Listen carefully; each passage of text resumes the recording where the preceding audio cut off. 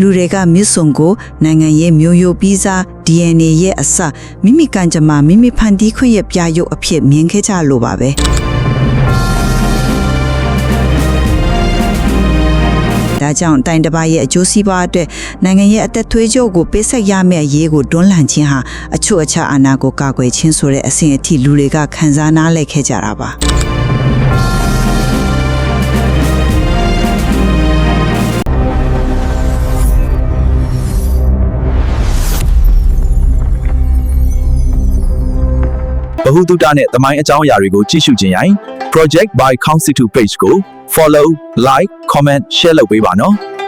်ဒီအစီအစဉ်ကနေကြိုးဆိုပါရှင်ဒီနေ့ကျမတို့ဆွေးနွေးမှာကတော့မြန်မာနိုင်ငံရဲ့အသက်သွေးကြောလို့တင်စားခေါ်ဝေါ်ကြတဲ့အေယာဝတီမြစ်အကြောင်းပါပဲအဓိကမေခွန်းကတော့အင်မတန်ရိုးရှုပါတယ်အေယာဝတီမြစ်ဟာမြန်မာမျိုးတိုင်းရေးလက္ခဏာတမိုင်းနဲ့စီးလုံးညီညွတ်မှုတို့ကိုပုံဖော်ခဲ့တဲ့အစားထိုးမရနိုင်တဲ့ဗဟိုချက်မှတစ်ခုလားဒါမှမဟုတ်သူ့ရဲ့အရေးပါမှုကမြစ်ခွာလွင်တင်ဒေတာကိုပဲအဓိကတက်ရောက်ပြီးဒီထက်ပိုကျဲပြန့်ရှုပ်ထွေးရဲ့နိုင်ငံတော်ရဲ့တမိုင်းမှာအစိတ်ပိုင်းတစ်ခုလောက်ပဲဖြစ်နေသလားဆိုတာပါပဲကျမကတော့အေယာဝတီဟာမြန်မာနိုင်ငံရဲ့ဝိညာဉ်တမိုင်းနဲ့အမျိုးသားရေးစိတ်ဓာတ်တို့ရဲ့အတဲနှလုံးဖြစ်တယ်ဆိုတဲ့ဘက်ကနေယက်တီဆွေးနွေးသွားမှာပါရှင်ဟုတ်ကဲ့ပါခင်ဗျာကျွန်တော်ဘက်ကတော့လေအေယာဝတီရဲ့အရေးပါပုံကိုတော့လုံးဝကိုမငြင်းပါဘူးဒါပေမဲ့သူ့ကိုနိုင်ငံရဲ့တခုတည်းသော DNA ဖြစ်ရှုမြင်လိုက်ခြင်းကအင်မတန်အရေးပါတဲ့တခြားထိုင်းမီဒီယဉ်ကျေးမှုတွေနဲ့နိုင်ငံတော်ကိုကာကွယ်ခဲ့တဲ့အခြားသောပထိုးပြီးဝင်အနေထားတွေကိုပါလီလူရှုလက်ရောက်သွားနိုင်တယ်ဆိုတဲ့ရှုထောင့်ကနေတင်ပြသွားခြင်းပါတယ်ခင်ဗျာကောင်းပါပြီကျမမြင်ကိုရင်ဆက်တင်ခွင့်ပြုပါရှင်ပြောရမယ်ဆိုရင်တော့အေယာဝတီကမြေပုံပေါ်ကရည်စည်းချောင်းတစ်ခုချက်အငါးကြီးပို့ပါတယ်သူကခေတ်ဆက်ဆက်မြန်မာနိုင်ငံသားတွေကိုပြူစုပြိုးထောင်ခဲ့မိခင်ကျဦးနဲ့တကယ်ကိုသူတွေလို့ကျမမြင်တယ်တမိုင်းကိုပြန်ကြည့်လိုက်ရင်ရှင်းနေလာပဲလေပူခန်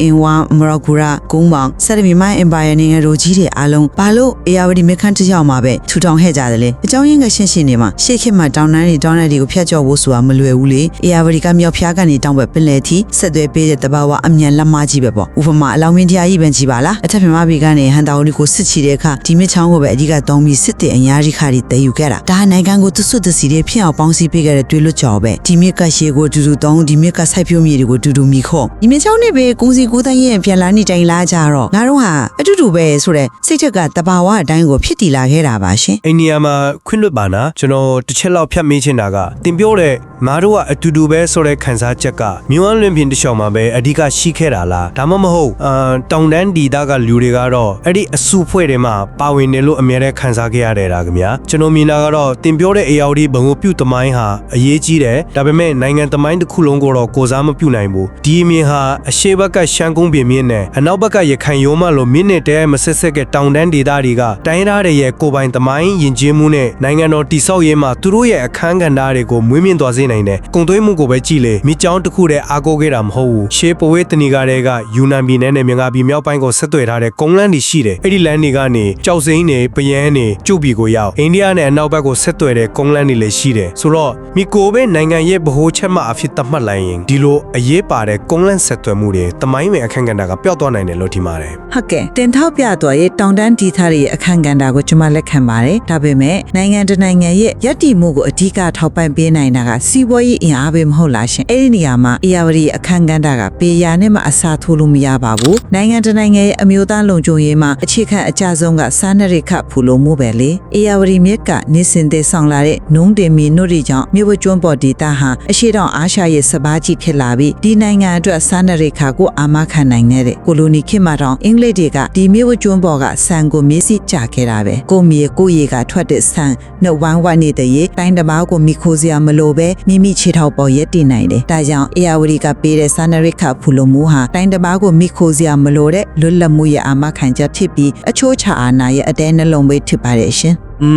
အဲ့အချက်မှာပဲကျွန်တော်တို့ရဲ့အမြင်နည်းနည်းကွဲထားတာပါခင်ဗျစန္ဒိခဖူလိုမှုကအချုပ်ချအာဏာအတွက်အရေးကြီးတာမှန်တယ်ဒါပေမဲ့အချုပ်ချအာဏာကိုစန္ဒိခတစ်ခုတည်းနဲ့တိုင်းတာလို့တာမရဘူးလေနိုင်ငံကိုအရှင်းနဲ့အနောက်ကနေတဘာဝတန်တိုင်းကြီးနေလို့ကာကွယ်ပေးထားတဲ့ရှမ်းခုမီမင်းနဲ့ရခိုင်ရုံမလို့တောင်တန်းကြီးတွေရဲ့မဟာဗျူဟာကြတဲ့အခန်းကဏ္ဍကိုဘယ်လိုလိုပြီးခြံထားလို့ရမလဲစင်ဖြူရှင်မလက်ထက်တရုံးမြန်မာစစ်ပွဲတွေကိုပြန်ကြည့်လိုက်လေမန်ချူတက်တွေကမြေကြောင်း တိုင်းဆင်းလာဖို့ကြိုးစားခဲ့တာမှန်တယ်ဒါပေမဲ့သူတို့ကိုအဓိကဟန်တာခဲ့တာကရှန်ခုမီမြင်နဲ့ချက်ခေးကျန်တိုင်းနဲ့မြင်မျက်နှာတွင်တယ်နဲ့အဲ့ဒီဒေတာမှာအသက်ဆွန့်ပြီးခုခံကာကွယ်ခဲ့တဲ့ရှမ်းနဲ့ကချင်စော်ဘားတွေတိုင်းရင်းသားတွေပဲဒါဟာနိုင်ငံရဲ့အချုပ်အခြာအာဏာကိုကာကွယ်တဲ့နေရာမှာမြို့အလွင်ပင်ကစပားတွေလိုပဲတောင်တန်းတွေရဲ့မဟာဗျူဟာကြတဲ့အနက်ဆိုင်ကလည်းအရေးပါတယ်ဆိုတာကိုတက်တေပြနေကြပဲပေါ့အချွတ်အချအာဏာကိုမြစ်တစ်ခုတည်းနဲ့ချိတ်ဆက်ပြီးအတိတ်ပဲဖွင့်လိုက်ရင်တောင်တန်းဒေသတွေကနေနိုင်ငံတော်ကိုကောက်ွယ်ပြေးခဲ့တဲ့တိုင်းရင်းသားတွေရဲ့အခမ်းအနားကိုလေးလူရှုတာရောက်သွားမှာပေါ့ခင်ဗျာ ဒါကအ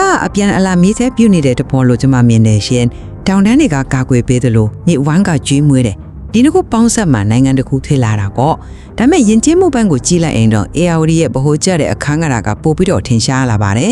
ARD ဟာမြေဖျားပိုင်းကခချင်းတို့ရဲ့ရိုးရာပုံမြင်တွေမြေလယ်ပိုင်းကဗမာတို့ရဲ့ဗုဒ္ဓဘာသာအမှုပညာမြေဝကျွန်းပေါ်ကမွန်ကရင်တို့ရဲ့ယဉ်ကျေးမှုတွေကိုပေါင်းစပ်စီးဆင်းစေတဲ့နေရာတစ်ခုဖြစ်ခဲ့တယ်တင်ထုံးရတဲ့စကားလုံးကိုငါထုံးရရဲ့ဒါဟာယဉ်ကျေးမှုတွေရဲ့ confluence ပေါ့ပကံရဲ့အုံနေရောင်ဖျားဘူးထိုးတဲ့စစ်ကမ်းရဲ့ဖြူလာစေတီတွေအဲဝါရဲ့သမိုင်းဝင်အမှုပညာတွေဒီမြို့တော်ဟောင်းတွေအားလုံးဟာမြေကမ်းတစ်ဖူးမှာတည်ရှိနေခြင်းကအမြင့်ကြီးရှိ၍ယဉ်ကျေးမှုရှိခဲ့သည်ဆိုတဲ့အမျိုးသားရဲ့မှန်ကိုဖြစ်စေတယ်မြန်မာစာပေမှာဆိုရင် ARD ကိုမေလို့တင်စားကြတယ်ဒါကကြပြဆရာရဲ့အလားဖွေတာတတ်တတ်မဟုတ်ဘူးမြေကမ်းမြင့်မှာခြေပြောလာတဲ့လူတိုင်းရဲ့နှလုံးသားထဲမှာအဲ့ဒီလိုမိခင်တရားလို့ခံစားရတဲ့ဆက်နွယ်မှုမျိုးအမှန်တကယ်ရှိနေတာမှာရှင် တင်သုံးသွားတဲ့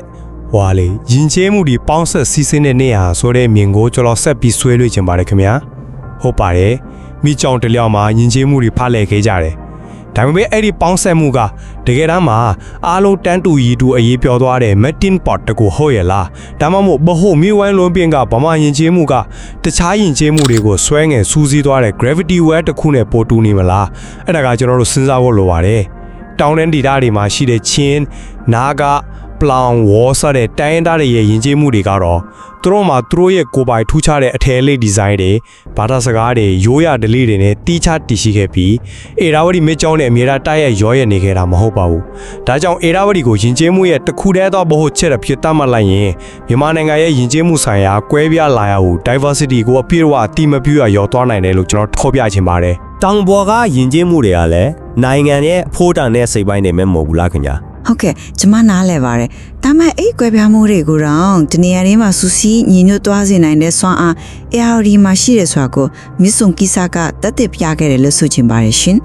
မြစ်ဆုံကိုကာကွယ်တဲ့လှုပ်ရှားမှုဟာ他们ကဘာပတ်ဝန်းကျင်တင်းတင်းရေးလှုပ်ရှားမှုတစ်ခုမဟုတ်ခဲ့ပါဘူးဒါဟာကချင်ပြည်နယ်ဆိုတဲ့ဒေသဆွဲကိုကြော်လွန်ပြီးတနိုင်ငံလုံးကပြည်သူတွေရဲ့နှလုံးသားတွေကအမျိုးသားရေးစိတ်သက်ကိုလုံနှုံနိုင်ခဲ့တယ်ဘာကြောင့်လဲဘာကြောင့်ရန်ကုန်ကလူတယောက်ကကချင်ပြည်နယ်မြောက်ဖျားကမြစ်ဆုံအတွက်ဒီလောက်ထိစိတ်လှုပ်ရှားရတာလဲအဖေကလူတွေကမြစ်ဆုံကိုနိုင်ငံရဲ့မျိုးရိုးပြီးစား DNA ရဲ့အစမိမိကံကြမ္မာမိမိဖန်တီးခွင့်ရဲ့ပြရုပ်အဖြစ်မြင်ခဲ့ကြလို့ပါပဲကချင်လူမျိုးတွေရဲ့ဖန်တီးခြင်းဆိုင်ရာတန်တားကြီးထဲမှာတောင်တင်မြစ်ဆုံဟာအသက်ဝိညာဉ်ရဲ့ပေါက်ဖွားရနေရာတစ်ခုပ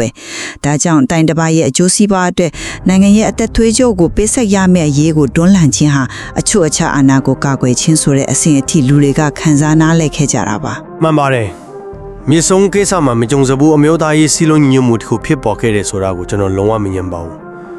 းဒါမဲ့အဲ့ဒီစီလုံးညွတ်မှုရဲ့အရင်းခံအကြောင်းတရားကို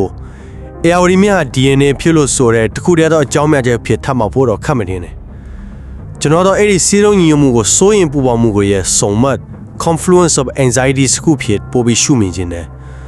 ဘာလို့လဲဆိုတော့အချုံရင်းနေအများကြီးရှိတယ်တနေကလုံးအတိုင်းအတာနဲ့တရုတ်နိုင်ငံရဲ့ဩဇာလွှမ်းမိုးမှုကိုစန့်ကျင်တဲ့ပုံခန်းစာချက်ရာသီဥတုပြောင်းလဲမှုနဲ့ပတ်ဝန်းကျင်ပျက်စီးမှုအပေါ်စိုးရိမ်စိတ်တွေကြီးထွားလာမှု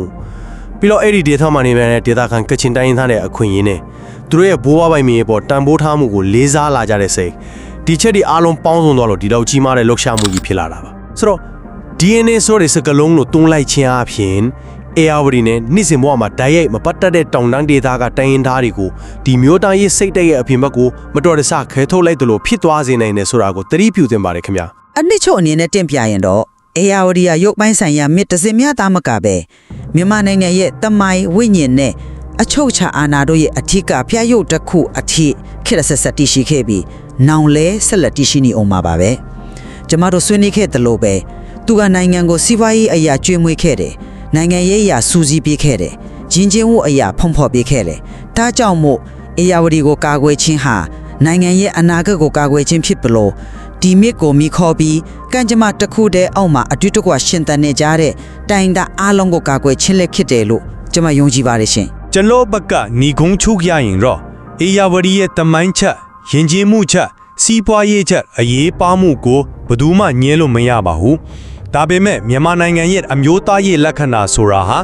ဒီမြစ်ပွားတစ်ခုတည်းတဲ့ပုံမချေပြန့်ပြီးရှုပ်ထွေးနက်နဲတဲ့ဆိုတာကိုသတိပြုသင့်ပါတယ်နိုင်ငံကိုကာကွယ်ပေးထားတဲ့တောင်လမ်းတွေအိမ်နီးချင်းနိုင်ငံတွေနဲ့ဆက်သွယ်တဲ့ကုန်းလမ်းတွေပြီးတော့မြစ်ပွားပြင်ပကမတူကွဲပြားတဲ့တိုင်းရင်းသားတွေရဲ့ကိုယ်ပိုင်သမိုင်းနဲ့ယဉ်ကျေးမှုဆိုင်ရာအခမ်းကဏ္ဍတွေကိုပါတန်းတူရည်တူထက်သွင်းစဉ်းစားမှသာမြန်မာနိုင်ငံရဲ့ပုံရိပ်အပြည့်အစုံကိုရနိုင်မှာဖြစ်တယ်လို့တင်ပြချင်ပါတယ်။အေယာဝတီဟာအရေးပါတဲ့အစိတ်ပိုင်းတစ်ခုဖြစ်ပေမဲ့သူတယောက်တည်းကတော့ဇက်လန်းတစ်ခုလုံးကိုမပြောပြနိုင်ပါဘူးခင်ဗျာ။ စလုံးမှာခိုင်မာတဲ့အချက်တွေရှိနေပြီးအမှန်တရားဟာဒီအမြင်နှစ်ခုကြားတဲ့ကတနေရာရာမှာရှိနေနိုင်ပါတယ်ဒီအကြောင်းအရာနဲ့ပတ်သက်ပြီးဆက်လက်လေ့လာစေရဆွေးနွေးစေရတယ်များစွာကြံရှိနေသေးတယ်ဆိုတာကိုပြောကြားရင်းနဲ့ပဲဒီနေ့အတွက်အစီအစဉ်ကိုဒီမှာပဲအဆုံးသတ်လိုက်ပါတယ်